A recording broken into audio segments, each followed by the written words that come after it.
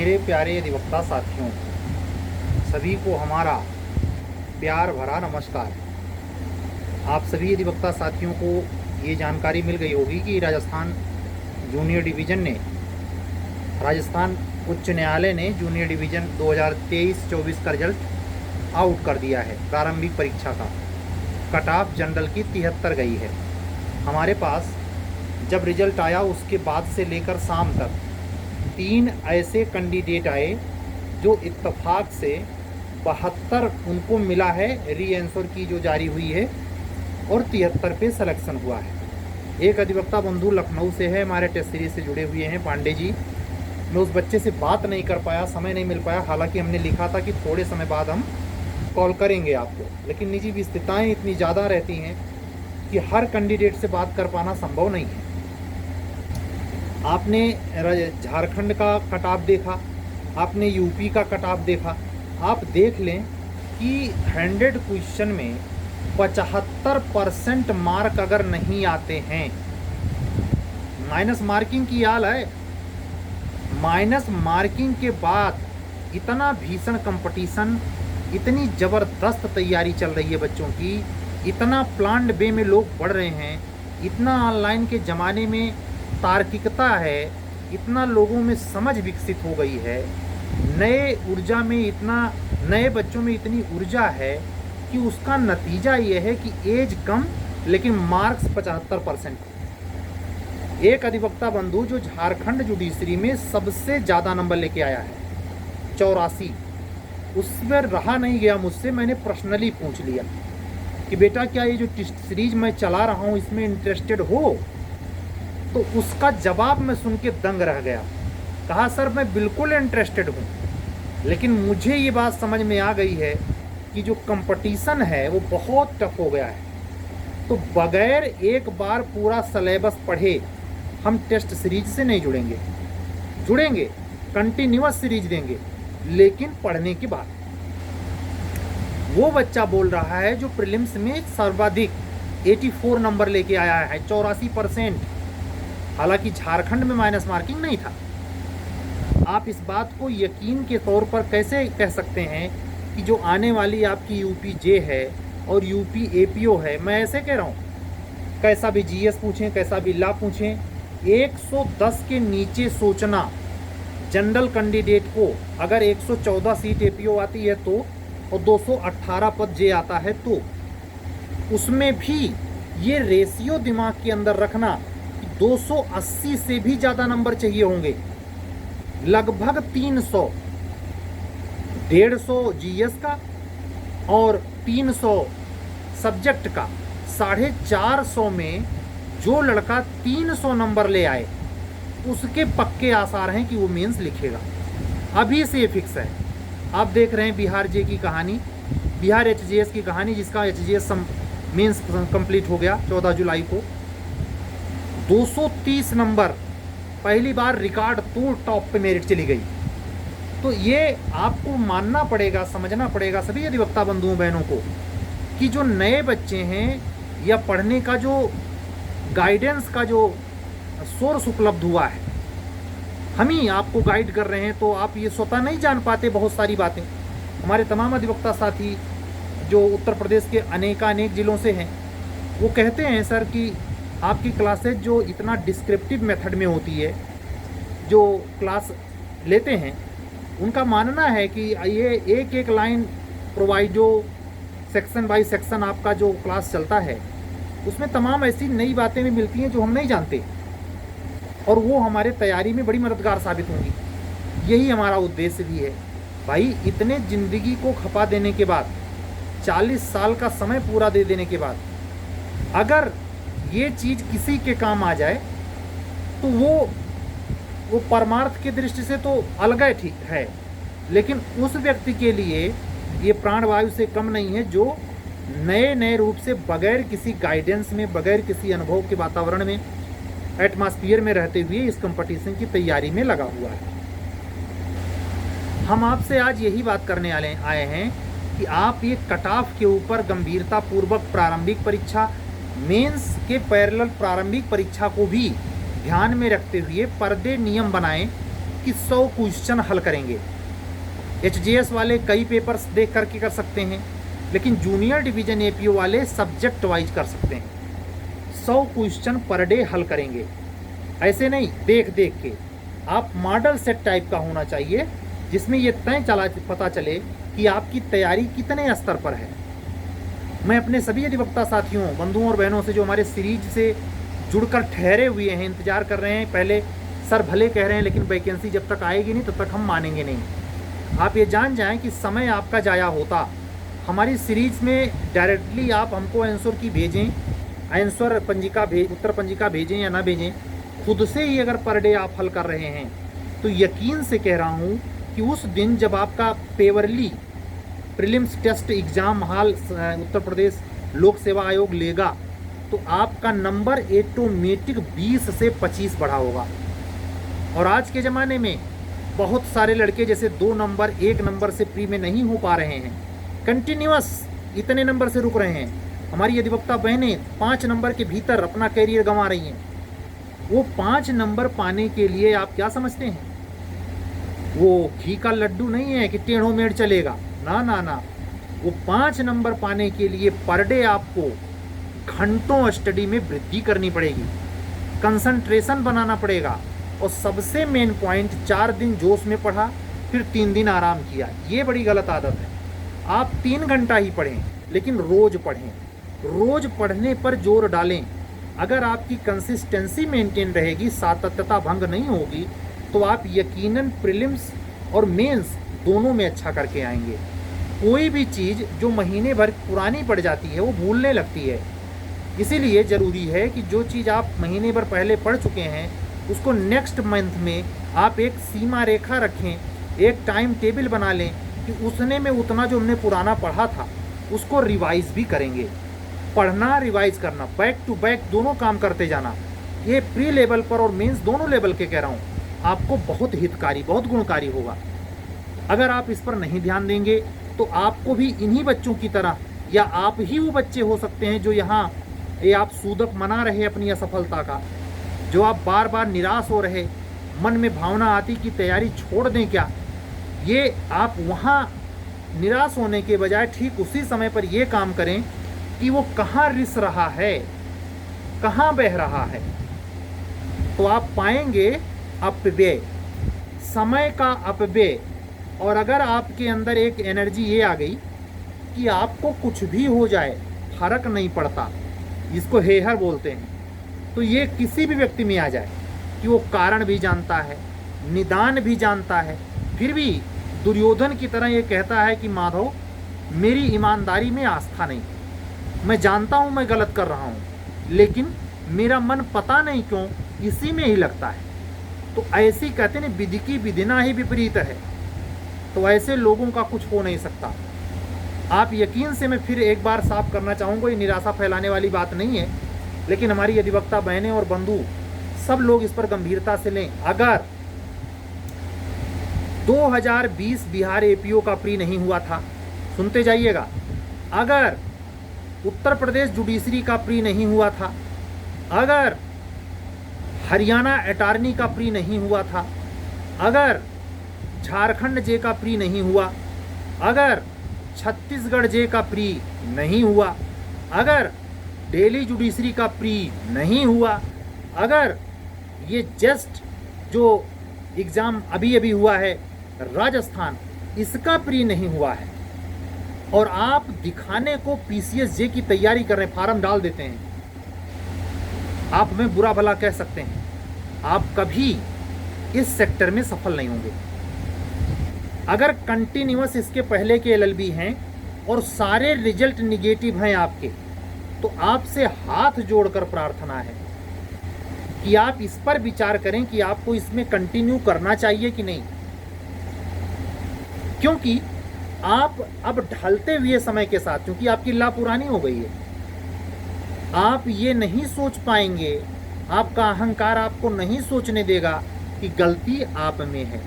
आप उस लबादे के साथ, उस भीड़ के साथ खड़े नजर आएंगे जो कमीशन में दोष निकालेगा, भ्रष्टाचार को दोषी मानेगा, अपनी कमी को छोड़कर बाकी सांसारिक सारी कमियों की तरफ आपका ध्यान भटकेगा, और आप सुधार नहीं कर पाएंगे। आपको शर्म आनी चाहिए तो शर्म आएगी ही नहीं, लेकिन जिनमें ये चीज़ पाई जाती है हठधर्मिता, वो जान रहे हैं कि समय दर समय निकलता जाता। मैं आपको बताऊं, प्रयागराज में मैं ऐसे बहुत सारे लोगों को जानता हूं, 20 साल रहे, हर महीने का किराया भाड़ा खर्च किया, फ्री नहीं निकला। 20 साल किसको मूर्ख बना रहे हो? ये जीवन बार बार मिलता है। 14 से आ गया है मोबाइल सेट, उसमें और उसके पहले भी अगर किसी के जीवन पर राहु का प्रभाव बहुत ज़्यादा है, चित्त स्थिर नहीं रहता, मन नहीं रमता, मन नहीं लगता, तो यकीन मानिए वो सब कुछ वही कर रहा होगा जो इस जुडिशरी के कंपटीशन के लिए विषाक्त का कारण बनेगा। तमाम अधिवक्ता साथी हैं, कॉपी देख के आ रहे हैं, उनको लगता है कि टोटल कमी कमीशन की है, अगर दे दिया होता तो हम सेलेक्ट हो गए होते। सनद रहे बाबू बहनों, कमीशन की गलती है, मैं खुद स्वीकार करता हूँ, मैं खुद उस व्यवस्था का शिकार हूँ। लेकिन आप देखें कल के वीडियो में और प्रायः सारे वीडियो में मैं इस बात पर जोर देता हूँ कि आप अपनी कमी पर ज़्यादा फोकस होइए। कौन क्या कहते हैं इसके चक्कर में मत पड़िए, आप क्या कर सकते हैं इसके चक्कर में पड़िए। आप अपने उस पिछले सिलेक्शन ना हो पाने के एवज में आप अपने से क्या कर सकते हैं वो करें। अपने से करने में अपने हक के लिए लड़ना भी है। जैसे वो श्रवण पांडे नाम का लड़का पिटीशन डाल के लड़ रहा है, वो प्रयास तो कर रहा है, रिजल्ट में वो रहे या ना रहे वो अलग मुद्दा है, लेकिन वो लड़ाई, उसका जो विज़न है, डेडिकेशन है। जैसे एग्जाम्पल के तौर पर मैं बिहार हायर जुडिशरी वाला दूंगा कि जिन अधिवक्ता बंधु ने, जो हमारे बहुत अनन्य मित्र हैं, उनकी वजह से 16 और लोगों को प्री देने को मिल गया। किया एक ने, खर्चा उठाया एक ने, समय गंवाया एक ने, मजा काटे 16। ध्यान रखिएगा, वो 16 के कोटे में वो चीज़ नहीं जाने वाली है जो पिटीशन लगाया है उसके खाते में जाने वाली। हायर जुडिशरी का मेन सब लिख के आए हैं, लेकिन आप देखें रिजल्ट आएगा, हम यहीं रहेंगे और फाइनल और मेंस के आउट रिजल्ट पर हम बताएंगे किसका किसका सिलेक्शन हुआ। जो हमारे परिचय में, हमारे ग्रुप से 2 कोर्ट साहबों को छोड़ दिया जाए तो 6 लोग, जिसमें 2 अधिवक्ता बहनें हैं, गए, उनमें से किसका किसका सिलेक्शन हुआ हम बताएंगे। इसलिए ये बात कंठस्थ कर लीजिए कि आप आदत के गिरफ्त में हैं। मतलब कोई आपको कितना भी कुछ कहे, आपको महसूस भी होता है कि आप गलत कर रहे हैं, लेकिन आप दुर्योधन की तरह काल के वशीभूत हैं, तो आप बदलेंगे नहीं।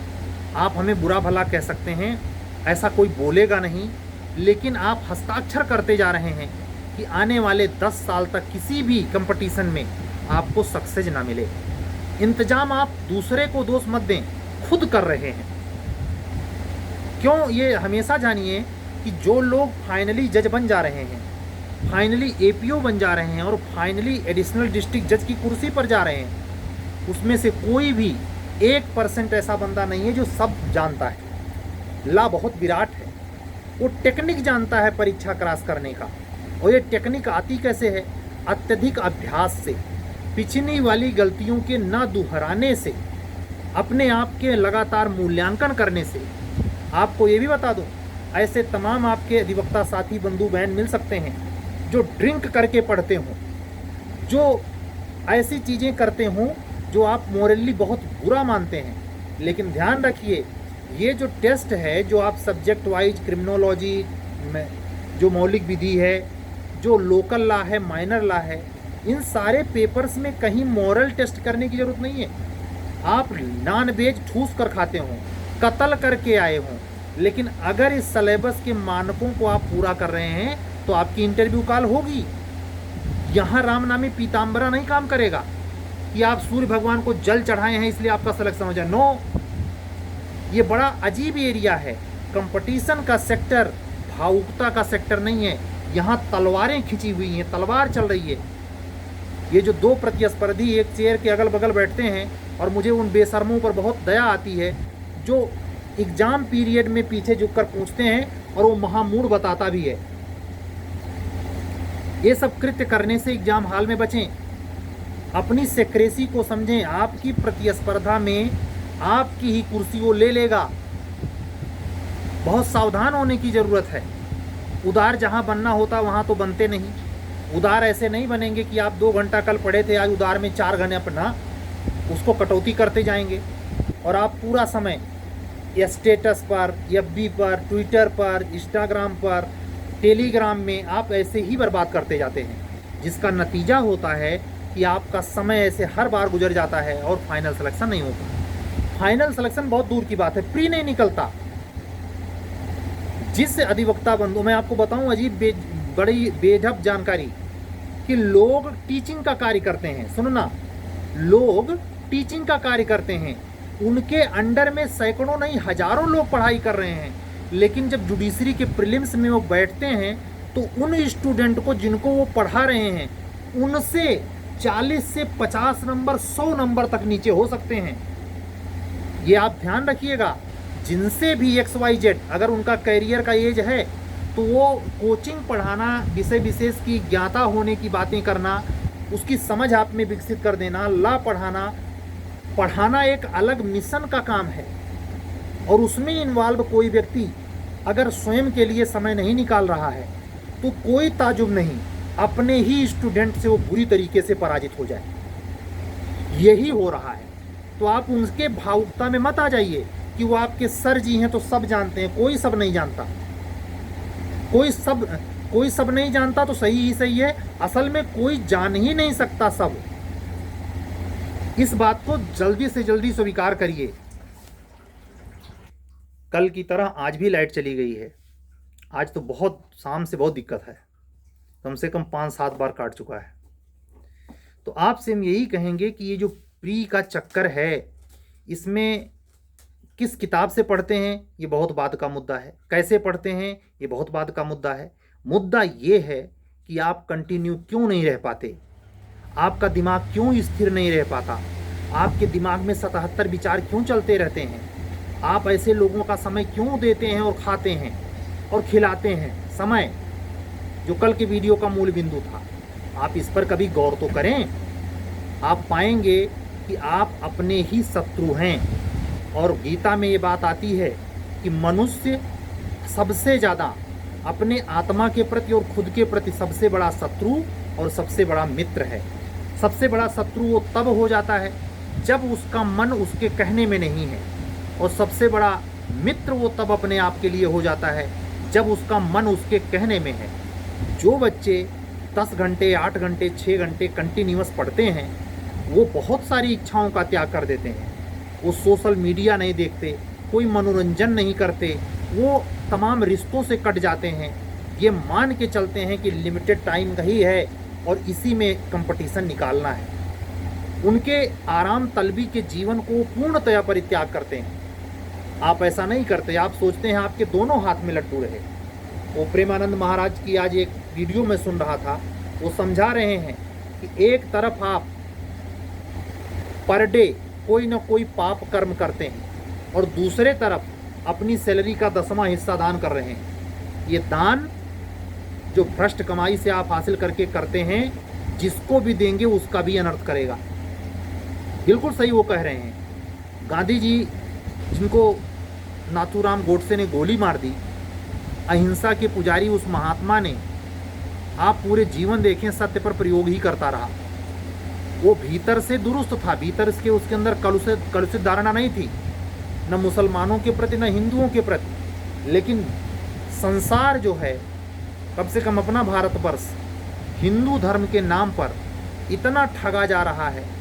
मोहम्मदन क्रिश्चियन के नाम पर उसके अनुयायी ठगे जा रहे हैं, पारसी के नाम पर उसके अनुयायी, उनके जो ठेकेदार हैं उनके द्वारा ठगे जा रहे हैं। इसका अंदाज़ा किसी को नहीं है, बरोबर ठगे जा रहे हैं। इंसानियत नाम की चीज़ नहीं बची है। इंसानियत को प्रोटेक्ट करने वाला कोई मूवमेंट ही नहीं है। आप जरा यकीन करें, कोई व्यक्ति ऐसा नहीं मिलेगा जो जाति से इतर सिर्फ व्यक्ति के तल पर अपने आप को सोचे। आप कितना बड़े अधिकारी पालें, कितना बड़ा वो राजनीतिज्ञ हो, कितना बड़ा नौकरशाह हो, आप पाएंगे कि उसके जड़ में, उसकी आत्मा के अवचेतन में चीज़ घुसी हुई है कि वो अपनी जाति वो ढूंढता रहता है, कोई भी बिरादरी का हो। यानी व्यक्ति तक पहुंचने के लिए इतने परत दर परत बाधाएं हैं कि आदमी उससे उखड़ नहीं पाता, उससे मुक्ति नहीं मिल पा रही है। तो क्या खाक जब ऐसा समाज ही है, तो ऐसे समाज में जिस 3 सेवा की तैयारी में आप लगे हैं, इन सारे कुचक्रों को आप झेलना पड़ेगा। JTRI में जब ट्रेनिंग होती है, मैं HJS की बात कर रहा हूँ, वहाँ भी कास्टिज्म है, गोल बन जाती है बच्चों का। बैकवर्ड ला भी अपने साथ हो जाएगी, जनरल ला भी अपने साथ हो जाएगी। ये सब नौटंकी चल रही है, ये मिटा नहीं है। और आप जानते हैं जब आरक्षण का आधार, संविधान में रिजर्वेशन का आधार ही कास्ट है, इसको सुनते ही तमाम सवर्ण क्लास के बच्चे कहेंगे हाँ सर इकोनॉमिक्स बेस पे होना चाहिए। ये सब पुरानी गई बीती बातें, हमारे ये समझ में नहीं आता। आप या पूरी दुनिया, पूरा समाज, भारतवर्ष का ही नहीं पूरी दुनिया को कह रहा हूँ, किस दिन ये अकल आएगी? कोई धर्म काम नहीं करता, केवल व्यक्ति धर्म है। व्यक्ति का उत्थान, मानव का उत्थान, मानववाद, जो मैं 4 दिन पहले वीडियो में बताया कि अगर मानववाद आपको पढ़ना हो तो अरविंदो घोष और मानवेंद्र नाथ राय को पढ़िए, डिटेल में पढ़िए, इनके बारे में रिसर्च कीजिए। ये ईश्वर को उतनी महत्ता नहीं देते जितना ये मानते हैं कि हर आदमी में, चाहे नर हो या नारी, परमात्मा है।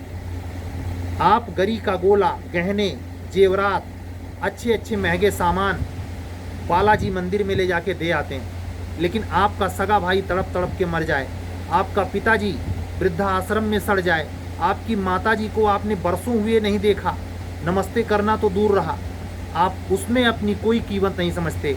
आप अपने ही गलत ढंग से रिश्वत से कमाए गए पैसे से मोटा हार खरीदते हैं और ले जा कर के बालाजी मंदिर में चढ़ाते हैं। ये कौन सी सेवा है? किसकी सेवा कर रहे हैं आप? क्यों ऐसा भ्रम है? आप ऐसा ना समझें केवल हिंदू धर्म के लोग ऐसा कर रहे, युवा युवती, नर नारी सब इतने ज़्यादा पोगापंथी हो गए हैं कि उनके गिरफ्त में आप भारत के ही मंदिर नहीं, मक्का की मस्जिदें ही नहीं, इजराइल तेल अवीव की मस्जिदें ही नहीं, ब्रिटेन अमेरिका के चर्च ही नहीं, हर पूजा धर्म अनुयायी संस्था के कर्णधार सभी एक चीज़ पे मर रहे हैं, वो अपना धर्म बचा रहे हैं। वो खुद को नहीं बचा रहे, उनको आत्मा की चिंता नहीं, उनको धर्म की चिंता ज़्यादा है, उनको जाति की चिंता ज़्यादा है। मैं व्यक्तिगत तौर पर कहूँगा, जिस परिवार, जिस खानदान में मेरी पैदाइश हुई, उसके जो मुख्य कर्ता धर्ता, यानी जिसने मुझे पैदा किया, उसको भी अपने कुल और जाति से आगे बढ़ने की हिम्मत नहीं हो रही है। मेरे ये समझ में नहीं आता, इंसानियत जब अगर आदमी समझ नहीं सकता, इंसानियत उसे दिखाई नहीं देती, कैसे उसके अंदर इतना मोह ग्रसित है वो कि वो हर बात में कुल और जाति का गौरव महसूस करता है। और जो व्यक्ति ऐसा करता है, आप यकीन मानेंगे, ये जो मुकेश अंबानी के समाज में जो शंकराचार्य और जितने साधु संत गए थे, क्यों ना भारत में जातीय विभाजन हो जाए, एक विशिष्ट जाति के लोगों को उस पर बैठाना और उसके महिमा मंडन के लिए उनके पोगा पंथ को, किसी को तत्व का ज्ञान नहीं है, लेकिन सम्मान मोदी जी भी लटके जा रहे हैं। कारण मोदी जी को भी नहीं पता है, अगर पता होता तो ये आचरण कभी नहीं करते। मैंने इससे बेटर, मैं जो कांग्रेस की गवर्नमेंट थी उसमें ये आचरण करते हुए मैंने उन नेताओं को नहीं देखा, ना किसी मौलवी के, ना किसी पोगापंथ संत के। इनको ये उसके काबिल भी हैं। वो संत, वो फकीर क्या, जो ये इन बादशाहों और इन धन कुबेरों के आगे जाके घुटने टेके, उसमें तत्व है महाराज। ये टीवी पे जितने प्रवचन चल रहे हैं सब बिजनेस हैं। तत्व का बोध जब खुद में नहीं, जब आप खुद मानवता के तल पे नहीं हो, आपको अपने जाति पर गुरूर है, अपने परिवार पर गुरूर है, अपने संप्रदाय पर गुरूर है, अपने धर्म पे गुरूर है, तुम खाक परमात्मा जान पाओगे? इंसान तुम्हें दिखाइए नहीं देता, घृणा के पात्र समझते हो, तुम्हारी आत्मा तक ये कूट कूट कर भर गया है, तुम में ये विश्वास नहीं होता कि वो भी आदमी है।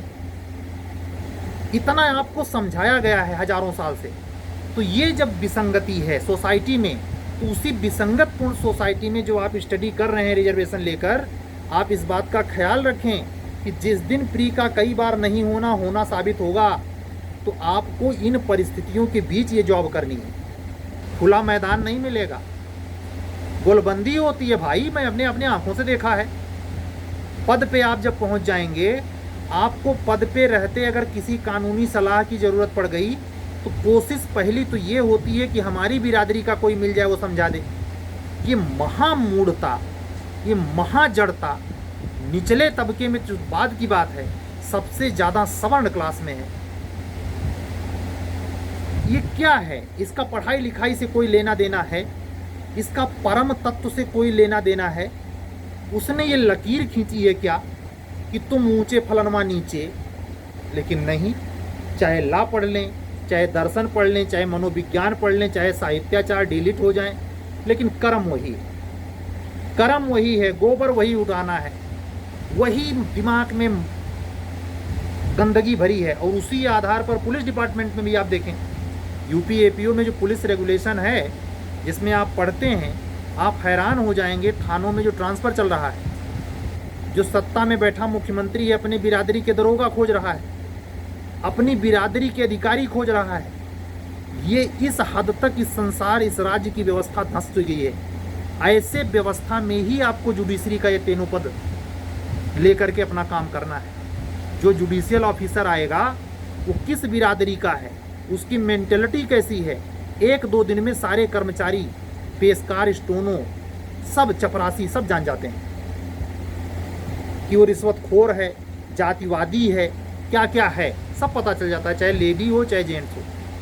तो हम ये बात इसलिए किए कि आपके, मैं रिजर्वेशन नहीं छीन रहा हूँ, मैं कौन होता हूँ, या मैं किसी भी चीज़ की बुराई के संदर्भ में नहीं कह रहा, आपको चेता रहा कि आप उसमें समय मत गंवाइए, आप नेतागिरी करके समय मत गंवाइए, राजनीति पे बहस मत कीजिए। अगर जुडिशरी में जाना है, आप किसी भी पॉइंट पर उस समय में वक्त मत गंवाइए जो आपके बस में नहीं है। तो उस समय को कहाँ लगाइए, ये जानते हुए कि जब हम व्यवस्था के अंदर जाएंगे हमको ये झेलना पड़ेगा, किसी को अंदर से बदल नहीं पाएंगे। इतना लोग जिद ठान लेते हैं, ईगो अगर ठन गई, आपका सीनियर ऑफिसर आपके खिलाफ हाथ धो के पड़ गया, तो आपकी ऐसी तैसी कर देगा महाराज। ये नौकरशाही नहीं है, पूरी तलवार की धार है। तभी तो इतना फ्रस्ट्रेट लोग बैठे रहते हैं कुर्सियों पर। उनके चेहरे पर कभी उनको खुलकर हंसते देखा है किसी जुडिशियल ऑफिसर या एग्जीक्यूटिव ऑफिसर को ठहाका लगाते हुए? शायद ही कोई बिरला हो।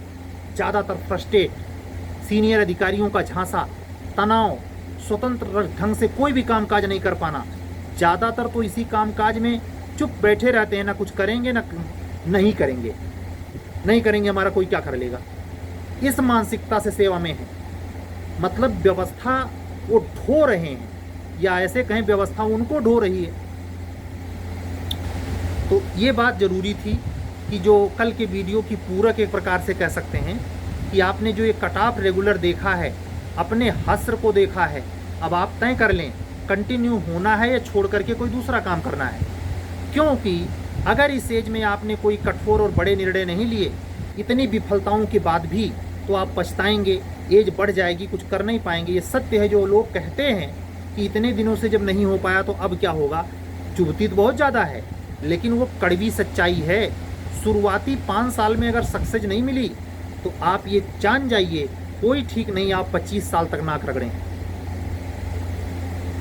और यहाँ कहीं भी कोई प्रयागराज की बात नहीं कर रहा, किसी भी शहर में अगर आप स्टडी के मोड में आपके शुरुआती 5 साल में आपकी सफलता नहीं मिल पाई, तो आपको बहुत दुख दर्द झेलने पड़ेंगे। और अगर आप फिर भी पीछे नहीं हटे, तो हो सकता है आप कोई विकेट गिरा दें, ये अलग मुद्दा हो जाता है। लेकिन जो बीच का तनाव है, जो बिफर जाने वाली स्थिति है, उसमें आप बहुत अर्ली ये फैसला ले सकते हैं, घटनाओं को देखकर, समझकर, कि हमें कंटिन्यू करना चाहिए या छोड़ देना चाहिए। छोड़ देना भी एक उचित फैसला हो सकता है कि अगर आपसे हो नहीं सकता, आप अगर ग्राउंड पर अच्छे खिलाड़ी की कुव्वत रखते हैं, गायक बनने की कुव्वत रखते हैं, नेता बनने की कुवत रखते हैं, तो आपको क्यों नेचर इस सेक्टर में आगे करेगी भाई?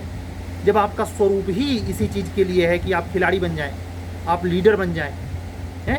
तो ये बात हमेशा ध्यान रखिए, केवल जुडिशरी या एग्जीक्यूटिव एरिया का ऑफिसर होना ही धन्यता को प्राप्त होना नहीं है। जो आपका स्वरूप है, निजी अभिरुचि है, जहां आपका दिल लगता है, तन मन धन से आप काम कर पाते हैं, वो सेक्टर आपका है, उसी पर आपको काम भी करना चाहिए। तो ये औचित्यपूर्ण समय है। अगर पीछे की इतनी परीक्षाओं में आपका लैकुना रहा है और आप कोलैप्स हुए हैं, तो आप डिसाइड करें यूपी में घुसने के पहले। बाकी अधिवक्ता साथियों को ये बताते हुए कि सीरीज कंटिन्यू है, कल नहीं परसों तीसरा टेस्ट झारखंड जे का जूनियर डिवीज़न का होगा। जैसा कि राजस्थान का प्रीलिम्स का रिजल्ट आ गया है, अगर मुझे आप लोग कमेंट करके बताएं कि राजस्थान जुडिशरी के मेंस की जो सीरीज है उसमें मैं व्यक्तिगत इंटरेस्टेड नहीं हूँ, लेकिन अगर मुझे अच्छी संख्या मिल जाए, यानी बच्चे ऐसे हों जो प्योरली सेलेक्ट हैं और आस्था रखते हैं कि सर ऐसा कुछ कर देंगे तो सहयोग मिल सकता है, तो आप मेरे निजी व्हाट्सअप नंबर 7705090393 पर आप व्हाट्सअप करके मैसेज करके हमसे जुड़ सकते हैं और बातचीत कर सकते हैं। सीरीज सारी आन है, एचजेएस का प्रीलिम्स हो या मेंस हो, जूनियर डिवीज़न का प्रीलिम्स हो या मेंस हो, एपीओ का प्रीलिम्स हो या मेंस हो, इसमें से किसी भी परीक्षा के लिए अगर आप तैयारी कर रहे हैं तो आप हमारे चैनल पर हमारे द्वारा दी जा रहे गाइडेंस में आप महत्वपूर्ण लाभ अर्जित कर सकते हैं। इस हेतु आपको मुझे व्हाट्सअप करनी पड़ेगी। व्हाट्सअप नंबर एक बार फिर सुन लें, 7705090393। आज का वीडियो पूरा, हमारी कही गई बातियों को अन्यथा ना लेते हुए, उसके सार, उसके मंतव्य को समझते हुए खुद को परिवर्तित करने का पूर्ण प्रयास करें। भगवान जगन्नाथ, नारायण हरि विष्णु, भगवान शंकर आपकी मदद करेंगे। चलते हैं, कल फिर मिलेंगे कोई इन्फॉर्मेशन के साथ, नई वीडियो के साथ। तब तक के लिए सभी अधिवक्ता साथियों, बंधुओं और बहनों को जय सिया राम, शुभ रात्रि, सत्यमेव जयते।